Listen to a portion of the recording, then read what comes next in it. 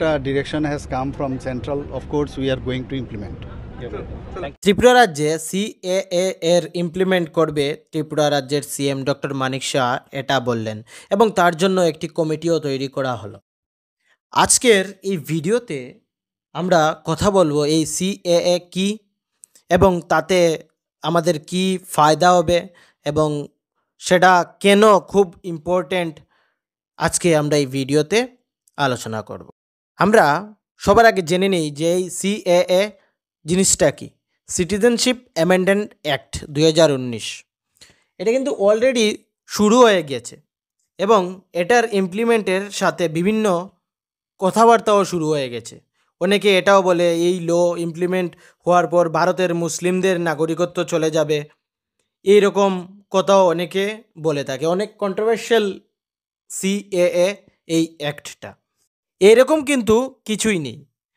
এই সিসিএটা কি, আজকের এপিসোডে এক এক করে আমরা এক্সপ্লেন করব এই সিএএ কি, তাতে কি সুবিধা হবে সেই ইমপ্লিমেন্টটি আমাদের ত্রিপুরা রাজ্যে হলে বা আমাদের যে বিভিন্ন স্টেটস রয়েছে সেগুলোর মধ্যে ওই সিটিজেনশিপ অ্যামেন্ডমেন্ট শুরু হলে কি ফায়দা হবে এবং কারা তার ফায়দা নিতে পারবে। তোমরা সকলে হয়তো জানো 11 মার্চ 2024 এই দিনে ভারত সরকার এই সিএএ 2019 শুরু করে দিয়েছে। আমাদের ত্রিপুরা রাজ্যে এখন এলান হয়েছে যে এটা শুরু হবে, কিন্তু ভারতের মধ্যে অলরেডি সেন্ট্রাল গভর্নমেন্ট সেটাকে শুরু করে দিয়েছে 11 মার্চ 2024। এই অ্যাক্ট শুরু হওয়ার পরে পাকিস্তান, বাংলাদেশ, আফগানিস্তান থেকে আসা হিন্দু, শিখ, বুদ্ধিস্ট, প্যারিস ও জৈন ধর্মের লোকেদের ভারতের নাগরিকত্ব দেওয়ার রাস্তা পরিষ্কার হয়ে গেল। তারা কিন্তু ইজিলি এই অ্যাক্টের মাধ্যমে ভারতের নাগরিকত্ব পেয়ে যাবে। তারা এই লয়ের মধ্যে যে 31 ডিসেম্বর 2014 আগে ভারতে এসেছে তারাই ভারতের নাগরিকত্ব জন্য অ্যাপ্লাই করতে পারবে। এই সিএএ এর জন্য সরকারি পোর্টাল রয়েছে, সেখানে গিয়ে রেজিস্ট্রেশন করতে হবে এবং সেখানে তোমাদের বলতে হবে তোমরা ভারতে কবে এসেছো।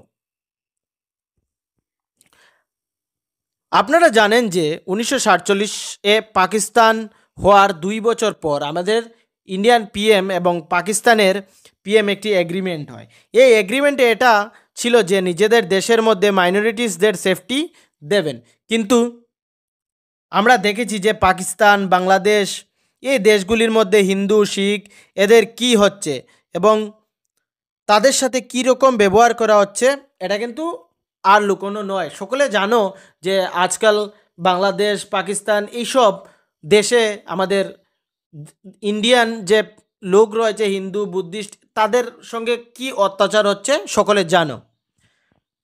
তখন আমরা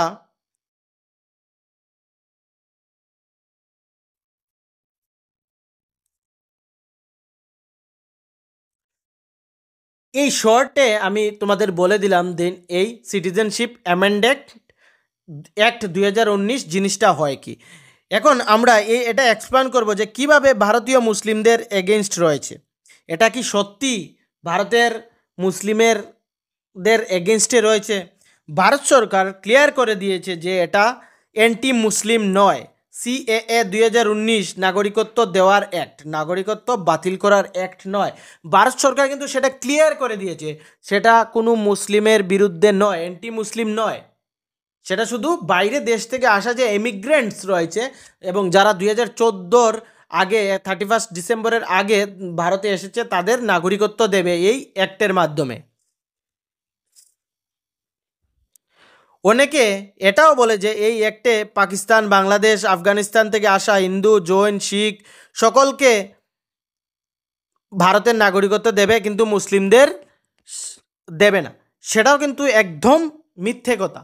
এই অ্যাক্টের মাধ্যমে এটা কিন্তু কোনো ধর্ম বেসিসে নয়। যারা 31 ডিসেম্বর 2014 আগে ভারতে এসেছো তারা সকলে সেখানে গিয়ে অ্যাপ্লিকেশন করতে পারবে এবং তোমার ভারতের নাগরিকত্বের জন্য তোমরা সেই পোর্টালে গিয়ে শুধুমাত্র তোমরা কবে ভারতে এসেছো সেটা ফিল করবে। এই অ্যাপ্লিকেশনটি ফিল করলে তোমরা ভারতের নাগরিকত্ব পেয়ে যাবে। এই অ্যাক্টের মধ্যে বাইরের দেশ থেকে আসা ইমিগ্রেন্ট সকলে পাবে, ঠিক আছে, এই ভিডিওতে আমরা অল্প সময়ের মধ্যে শুধুমাত্র এইটা আলোচনা করলাম যে এই অ্যাকচুয়াল এই যে সিএএ জিনিসটা হয় কি এবং তাতে কি ফায়দা হয়। আমাদের ত্রিপুরা রাজ্যে এটা যদি শুরু হয় তাহলে আমাদের ত্রিপুরা রাজ্যের মধ্যে যারা রয়েছে বাইরের দেশ থেকে আসা এবং যারা 31 ডিসেম্বর 2014 আগে ত্রিপুরাতে এসেছে, তারাও কিন্তু এইটা চালু হলে তারা আমাদের ত্রিপুরা রাজ্যের নাগরিকত্ব পেয়ে যাবে এবং এই ভারতের নাগরিকত্ব পেলে আমাদের ইন্ডিয়ার যে সুযোগ সুবিধাগুলি রয়েছে সেগুলোও কিন্তু তারা ভোগ করতে পারবে। তারা সেগুলার ফ্যাসিলিটি তারা ভোগ করতে পারবে যদি তাদের কাছে এই ইন্ডিয়ান সিটিজেনশিপ চলে আসে। তো অ্যাজ পার মাই ওপিনিয়ন এটা কিন্তু চালু করা খুবই ভালো কথা। আমি চাই সেটা চালু হয়ে যাওক আমাদের ত্রিপুরা রাজ্যের মধ্যে, এবং যারা ইমিগ্রেন্টস রয়েছে, যারা এখনও নাগরিকত্ব পায়নি, তারা খুব তাড়াতাড়ি এই অ্যাক্টের মাধ্যমে তাদের নিজেদের নাগরিকত্ব পেয়ে যাও। যদি এই ভিডিও থেকে তোমরা কিছু অল্প হলেও নলেজ পেয়ে থাকো তাহলে আমাদের এই চ্যানেলটিকে সাবস্ক্রাইব করবে এবং নিচে ডেসক্রিপশনের মধ্যে টেলিগ্রাম গ্রুপ পেয়ে যাবে, সেখান থেকে আমাদের টেলিগ্রাম গ্রুপ নিশ্চয়ই জয়েন করবে। সকলকে থ্যাংক ইউ।